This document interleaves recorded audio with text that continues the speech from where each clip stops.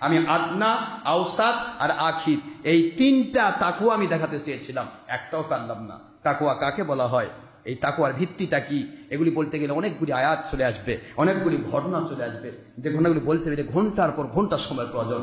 আমি আব্দুল কাদের জেইনি একটা তাকওয়া দেখাতে চেয়েছিলাম আপনাদেরকে। আব্দুল কাদের জেইনি রহমতুল্লাহি আলাইহি, আল্লাহর ওলি, কত বড় দরজার আল্লাহর ওলি। এরা যে করছে যে ওলি মলি আবার কি, আমরাই তো সব মেলা জিকির কথা করছে না কেন? জিকির বলে কিছু নাই। আব্দুল কাদের জেইনি রহমতুল্লাহ জিকির করছে না করে নাই? বাহাউদ্দিন নকশবন্দ জিকির করেছেন কি করে নাই? হযরত আল্লাহর ওলি মঈনুদ্দিন চিশতি আজমেরি সঞ্জয় রহমতুল্লাহ জিকির করেছেন না করে নাই? মুজাদ্দিদ আল-ফিসারি রাহমাতুল্লাহ আলাইহি জিকির করেছেন না করে নাই? ফুরফুরা দাদা পীর হযরত আবু বকর সিদ্দিক আল কুরাইশি রাহমাতুল্লাহ আলাইহি জিকির করেছেন না করে নাই? ইমাম গাজাই রাহমাতুল্লাহ জিকির করেছেন না করে নাই? সাহাবায়ে কেরাম থেকে শুরু করে আদ্যাবধি সকল ওলি আউলিয়া জিকির করছেন। আর 2 নম্বর মুন্সি বলে অনার্স পাস করেছে, ওই করছে যে জিকির বলে কিছু নাই, মানে ওই সব শিখছে। হ্যাঁ, কত বড় স্পর্ধা এদের, চিন্তা করতে পারেন? এরা কিভাবে ফু দিয়ে আল্লাহর ওলিদের আমলকে উড়ে দিতে চায়, কত স্পর্ধা। কলবি জিকির কাকে বলে বোঝেই না, কলব কাকে বলে এটা তো বোঝা কঠিন, শুধু ডিজিটাল বোঝায়। ডিজিটাল কয়ের যুগে ডিজিটাল ছাড়া চলবে না। কিন্তু আমার আল্লাহ যে বলেন লা তাবদীলা লিকালিমাতিল্লাহ, আমার কথার কোনো পরিবর্তন নাই, যেটার পরিবর্তন নাই সেটা কেমনে ডিজিটাল হবে? কথা মানে কথা বলেন বলে, আমার নবীর কথা পরিবর্তন আছে, আল্লাহর কথার পরিবর্তন আছে। পরিবর্তন যেটা হয় সেটা অ্যানালগ থেকে ডিজিটাল করা যায়, বিভিন্ন পদ্ধতি সিস্টেম করা যায়, স্তর বাই স্তর সাজানো যায়। যেটা পরিবর্তনই করা যায় না, এক আপনি কি দিয়ে ডিজিটাল করবেন? এই ডিজিটাল মুন্সির এখন ইসলামও ডিজিটাল বানাচ্ছে, ইসলামও ডিজিটাল বানাচ্ছে, বানাতে চায় না।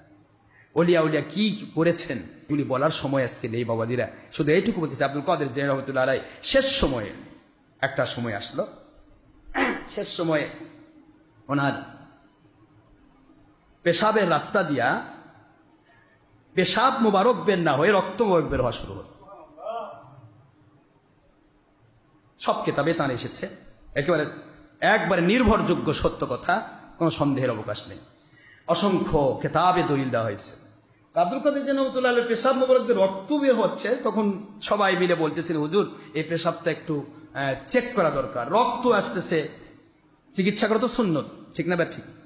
তো হুজুর এটাকে আব্দুল কাদের রহমাতুল্লাহ বলেন, বাবাজিরা ওটা কেন বের হচ্ছে আমি বুঝি, ওটার ভালো হবে না, এখন আমার আল্লাহর দিদারে যাওয়ার সময় আমার হয়েছে। আল্লাহর দিদারে যাবেন ভালো, কিন্তু আল্লাহর দিদারে যেতে গিয়ে পেশাব রক্ত নিয়ে যেতে হবে, এর আমরা পরীক্ষাও করতে পারবো না। মুরিদেরা সবাই আল্লাহর ওলির কাছে তুলে ধরে, হে আল্লাহর ওলি, হে আল্লাহর ওলি, বড় পীর, সকল পীরের পীর আব্দুল কাদের জিলানী কদরিয়া তরিকার ইমাম, আপনার পেশাব মোবারক একটু হলেও আপনি যদি আমাদের সুযোগ দেন আমরা পরীক্ষা করে দেব। আব্দুল কাদের জিলানী রহমাতুল্লাহ আলাইহি পরীক্ষার মধ্যে অনুমতি দিলেন, যেহেতু সুন্নত, যেহেতু পেশাব মোবারক দিলেন, যাও দেখো। পার্শ্বে একটা বস্তি ছিল, এক মতান্তরে হিন্দু পরিবার, আরেক মতান্তরে ইহুদি পরিবার, নন মুসলিম অমুসলিম পরিবার ছিল ওই এরিয়াটাই, ওই পাড়াটার ভিতরে, গ্রামটার ভিতরে 400 পরিবার। বাবা কয়টা কথা? 400 ইহুদির মধ্যে বা নন মুসলিমের ভিতরে শ্রেষ্ঠ একজন ব্যক্তি, তাকে সবাই মানত, একটা ব্যক্তি ছিল, সে ওই এলাকার ডাক্তার ছিল, সেই সময়ে বড় ডাক্তার। তার কাছেই পরীক্ষা করার জন্য নিয়ে যাওয়া হচ্ছে এই পেশাব মুবারক। আল্লাহর ওলির পেশাব মুবারক নিয়ে যাওয়া হলো তোমার কাছে।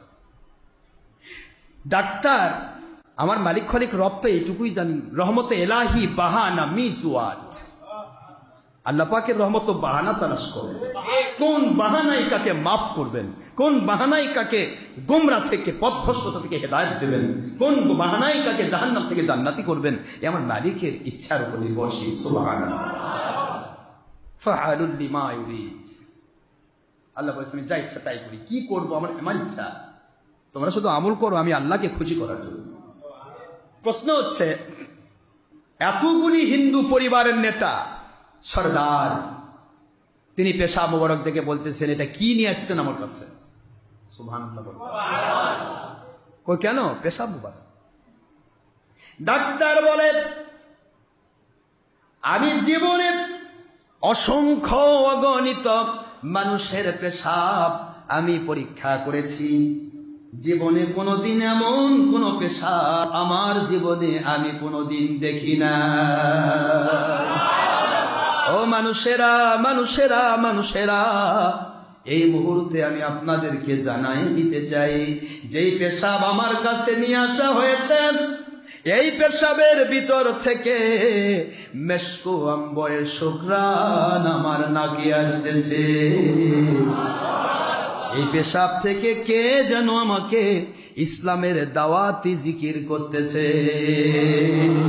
আল্লাহু আকবার বলে। এখন মুন্সিদের কাছে তো সুবহানাল্লাহ, আলহামদুলিল্লাহ, লা ইলাহা ইল্লাল্লাহ, আল্লাহু আকবার ছাড়া জিকিরই নাই। আর আল্লাহর ওলির পেশাবের জিকির হচ্ছে ইসলামের দাওয়াতের জিকির। সুবহানাল্লাহ। কাফের মুশরিক কিভাবে ওলিদের কাছে কিভাবে তারা হেদায়েত প্রাপ্ত হয়েছে আল্লাহর দয়ায়। আল্লাহর ওলির পেশাব মোবারক দেখেন, লোকটা পাগলের মতো বলে, পেশাব থেকে মেশকো আম্বরের সুঘ্রাণ আসে, এই জিনিসটা কোনদিন আমি দেখি নাই। সুতরাং এ পেশাব মোবারক যার, আমি তার কাছে যেতে চাই, তারপরে আমি চিন্তা করব পেশাব পরীক্ষা করা। আগে তার কাছে যেতে চাই। তিনি কে? যার পেশাবের ভিতরে এবং তাসির।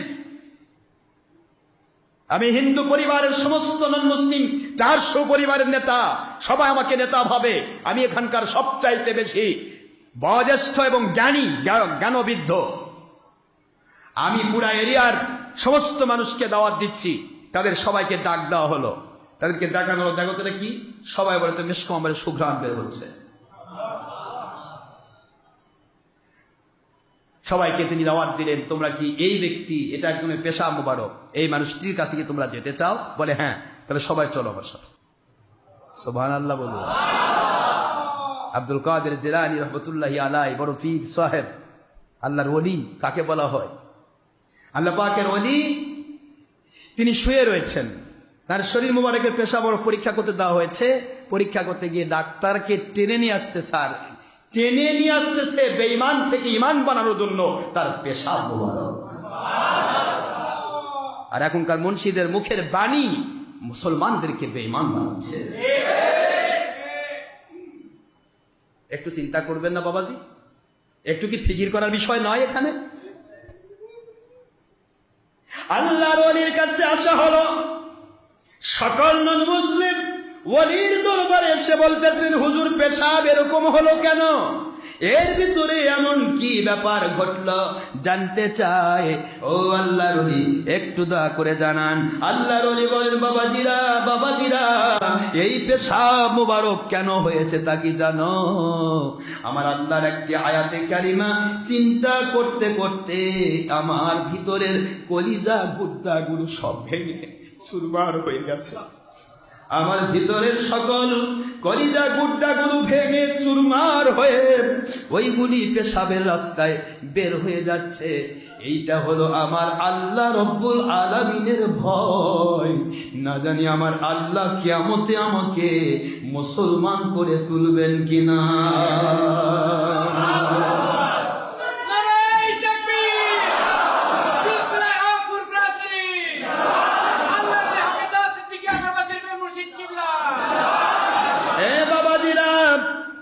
আমি একটি আয়াতের ফিকির করলাম, মুরাকাবা করলাম।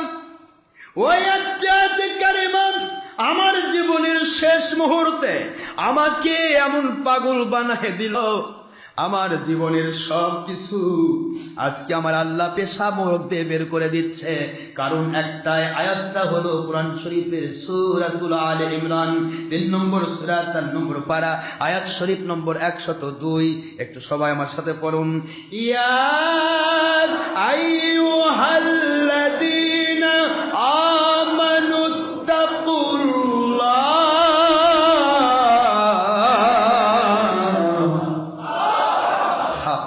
তুকাতিহি ওয়ালা তামুতুন্না ওয়া আনতুম মুসলিমুন।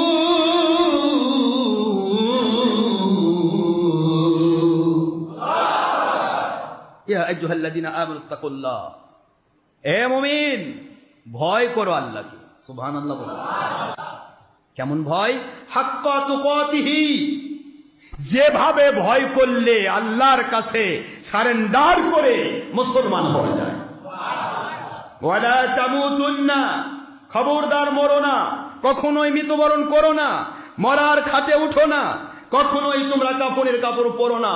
হাত্তা ওয়ালা তামুতুন্না ইল্লা ওয়া আনতুম মুসলিমুন, মুসলমান না হয়ে কেউ মরো না। সুবহানাল্লাহ। এখন আমাকে বোঝাবেন, আমরা সবাই তো মুসলমান, ডাক দিলেন তো আল্লাহ কাফেরকে নয়। ইয়া আইয়ুহাল্লাযিনা কাফারুত্তাকুল্লাহ তো কয় নাই, কথা কোন নাকি কইছে? কি বলছে আল্লাহ? ইয়া আইয়ুহাল্লাযিনা আমানু, হে বিশ্বাসীরা, হে মুমিনেরা। তো মুমিন আবার কেমনে মুসলিম হবে? খবরদার মরো না, মরণ তো আল্লাহর হাতে, মুমিন কেমনে মরবে? এই ব্যাখ্যা করতে আমার দিন রাত শেষ হয়ে যাবে। আল্লাহ কেন মুমিনকে দেখে ভয় দেখাচ্ছেন? আবার বলতেছেন ভয় করার মতো ভয় করো। এরপরে বলতেছেন ওয়ালা তামুতুন্না ইল্লা ওয়া আনতুম মুসলিমুন, খবরদার মুসলমান না হয়ে মরো না। আব্দুল কাদের জিলানী রহমাতুল্লাহ আলাইহি বলেন, আমার জীবনের সাহনে, আমার জীবনের শেষ মুহূর্তে আমি চিন্তা করতে লাগলাম সারাটা জীবন কি করলাম, আজকে আমি কেমন মুমিন হয়ে মরতেছি, আসলে কি আমি মুসলমান হতে পারছি কিনা, আসলে আমার কাছে আমি সারেন্ডার হয়েছি নাকি আমার আল্লাহর কাছে সারেন্ডার হয়েছি, আমি কিসের জন্য এতদিন কাজ করলাম যে আল্লাহর ওলি সারাটা জীবন বললেন তোমরা আমাকে কি ভাবো, সবাই বলেন আপনি বড় পীর, আরো কি ভাবো, সবার বড়। তারপরে আল্লাহর ওলি বলেন ওয়ারাউল ওয়ারা ওয়ারাউল ওয়ারা ওয়ারাউল ওয়ারা, আমি শুধু তাই নয়, তোমরা যত মনে করবে তার অনেক উপরে অনেক উপরে অনেক উপরে। ধরে ধরে কোন সুবহানাল্লাহ। কতদূর আমার পাওয়ার আমার আল্লাহ দিয়েছেন এটা তোমাদেরকে আমি গবেষণা করে বুঝাতে পারবো না। কি কথা বড় পীর আব্দুল কাদের জিলানী রাহমাতুল্লাহ আলাইহি। কোন পীর, কোন ওলি যে উনি নিজে না তার কিতাবের মধ্যে স্পষ্ট লিখতে পারেন, স্পষ্ট করে লিখতে পারেন আমার আল্লাহর পক্ষ থেকে, আমার আল্লাহর দয়ার ইলহাম প্রাপ্ত আমি হয়েছি। আমার মালিক বলেছেন, আল্লাহ পাক রব্বুল আলামিন আমাকে ইলহাম করে বলতেছেন আব্দুল কাদের জিলানী রহমতুল্লাহ আলাইহি, গফির তালাক, আপনাকে ক্ষমা করা হয়েছে। শুধু আপনাকে নয়, শুধু আপনাকে ক্ষমা করা হয় নাই, আপনাকে ক্ষমা করা হয়েছে এবং আপনাকে যারা মেনেছে, আপনার তরিকার উপরে যারা এসেছে, ওই মানুষগুলিকেও ইলা ইয়াউমিল কিয়ামা, কিয়ামত পর্যন্ত ক্ষমা করে দেওয়া হয়েছে। এই কথা যিনি বলতে পারেন, তার কেতাবে লিখতে পারেন, এই কথা যিনি বলতে পারেন, পৃথিবীর কোন এক প্রান্তে যদি আমার তরিকতের কদরিয়া তরিকার কোন একজন সালেক যদি তার ইচ্ছার বিরুদ্ধে নাভির উপর থেকে হাঁটুর নিচ পর্যন্ত কাপড় পরা, এটা হলো ফরজ সতর ঢাকা, এই সতরটা যদি তার ইচ্ছার বিরুদ্ধে খুলে যায়, আমি এই বাগদাদ থেকে পরে দিতে পারি। তার কয়টা গৌরব শুনবেন, কয়টা কথা আপনি শুনবেন যা স্পষ্ট তার কেতাবে লেখা, এটা গল্প গুজব নয়। এই কথা যদি লিখতে পারেন, সেই ওলি ইন্তেকালের সময় বলতেছেন আমার এই আয়াতটা আমার কলিদা গুড্ডা সবকিছু ভেঙে তছনছ করে দিয়েছে। পাওয়ার কত দূর আসছে। আদনা আলা দরজার তাকওয়া কাকে বলা হয়, এই তাকওয়াগুলি যদি বোঝানো হয় তা কয়টা ঘটনা আপনি নেবেন। আমি আপনাকে কষ্ট দিতে চাই না বাবাজি, শুধু এইটুকু বলতে চাই, আব্দুল কাদের জিলানী রহমতুল্লাহ শুধু নয়, যে কোনো হক্কানি ওলির জীবনে আপনি পাবেন তার জীবনটা হয়েছে শুধুমাত্র রিয়াজাত, মুশাক্কাত, কষ্ট, ক্লেশ, খাওয়া নেই, দাওয়া নেই, এমন ভাবে চলেছে, পাগলের মতো চলেছে, খাওয়া দাওয়া ছাড়া চলেছে, তারপরও তার জীবন চলেছে। তারপরও ইবাদতে মশগুল থেকেছেন, দিনের পর দিন, রাতের পর রাত না খেয়ে থেকেছেন, অনাহারে থেকেছেন, ক্ষুধায় তৃষ্ণায় নিজেকে কাবু করে ফেলেছেন, রোজার পর রোজা, রাতের পর রাত ইবাদত, এভাবে করে জীবন কাটিয়েছেন। সেই ওলিদের আমলের বিরুদ্ধে আজকে ঠুনকু মুন্সিরা ফতোয়া দিচ্ছে, কই পীর আবার কোত্থেকে আসলো। আশ্চর্য, আশ্চর্য কথা, অ্যাস্টনিশড কন্ডিশন। এদের কথার দিকে তাকালে আশ্চর্য হয়, নাজিল হলো কোথা থেকে? আমি আপনাদের খেদমত আরজ করতে চাই, আব্দুল কাদের জিলানী রহমতুল্লাহ আলাইহির কাছে গিয়ে এই ডাক্তার কি বলছে। আয় আল্লাহর ওলি, এখন আপনার অবস্থা কি? আল্লাহর ওলি বলতেছিলেন, বাবাজিরা, আমার আল্লাহর দয়া দিয়া এবার আমি আমার আল্লাহর কাছে কনফার্মেশন পেয়েছি, এখনই আমি আল্লাহর ডাকে সাড়া দেব, কিন্তু আমাকে মুমিন মুসলমান বানানো হয়েছে। যার ভয়ে, যে ভয়ে আমি ভীত, আমার ভিতরে সব ফেলে চুরমার হয়ে গেছে, সেটা আমার আল্লাহ কবুল করেছেন। আমি আমার আল্লাহর ডাকে সাড়া দেব। 400 জন মানুষ, 400 পরিবারের নন মুসলিম এট এ টাইমে পেশাব মুবারকের ইসলামী দাওয়াত পেয়ে কলেমা পড়ে মুসলমান হয়ে গেল। আপনারা বলেন তো, ওলিয়া উলিয়া আছে না নাই? থাকবে কি থাকবে না? আজকে ইমাম মাহদী আলাইহিস সালামের গল্প সবাই করে, সব ফেরকা গল্প করতেছে। সেদিন একজন প্রশ্ন দিয়েছে, কয় হুজুর অমুক হুজুর কইছে অমুক দেশে বলে ইমাম মাহদী না হয়েছে, তিনি জেলখানায় বন্দী আছে। ইমাম মাহদী বলে জেলখানায় বন্দী করে রাখবে? ইমাম মাহদীকে জেলখানায় বন্দী করার আগে করোনা ভাইরাস জেলখানায় বন্দী কর। ইমাম মাহদী জেলখানা বন্দী আছে, তবে ফের তিনি বের হয়ে চলে আসবেন। কত ইমাম মাহদীর পাগল, অবশ্য জীবনে বায়াত মানে, কয় বায়াত আবার কি, বায়াত আবার কি। আর ইমাম মাহদী আসলাম এসে প্রথমে হাত বাড়ায় দিবেন, কারা আমার আল্লাহর কোরআন সুন্নাহর খেলাফতের পক্ষে বায়াত হও। মাহদীর গল্প করে, কিন্তু বায়াতের বিরোধী, বাতিল 72 কোম্পানি, বায়াত বিরোধী, বায়াতের পক্ষে নয়। এরা ইমাম মাহদী গল্প করে। আস্তাগফিরুল্লাহ বলুন। আল্লাহ বোঝার তৌফিক দিন। কবে ইমাম মাহদী আসবেন সেটা আল্লাহর কুদরতি ব্যাপার, ভবিষ্যৎবাণী করার ক্ষমতা আমাদের নেই, কিন্তু আসবেন ইনশাআল্লাহ। ঠিক না ভাই? ঠিক জোরে বলুন। আসবেন, এই আশাটার অপেক্ষায় আমরা রয়েছি। ঠিক না ভাই? ঠিক বাবারা? তো বাবারা, আমি আপনাদেরকে আর কষ্ট দিতে চাই। দেশ বিদেশ থেকে অনেকে কষ্ট পাচ্ছেন, অসংখ্য জায়গা থেকে, শত শত জায়গা থেকে আপনারা আমাদের সাথে সম্পৃক্ত রয়েছেন রেডিওতে। আমি আপনাদের কষ্ট দিয়ে কথা বলতে চাই না। তো আব্দুল কাদের জিলানী রহমাতুল্লাহ আলাইহি যে এই যে তাকওয়া, আল্লাহর ভয়ে ভীত হয়ে কলিজা গুড্ডা ভেঙে তছনছ হওয়া, এটা পৃথিবীতে বিরল ঘটনা। এটা হলো উচ্চ দরজার তাকওয়া, এর সবচেয়ে বড় দরজার তাকওয়া।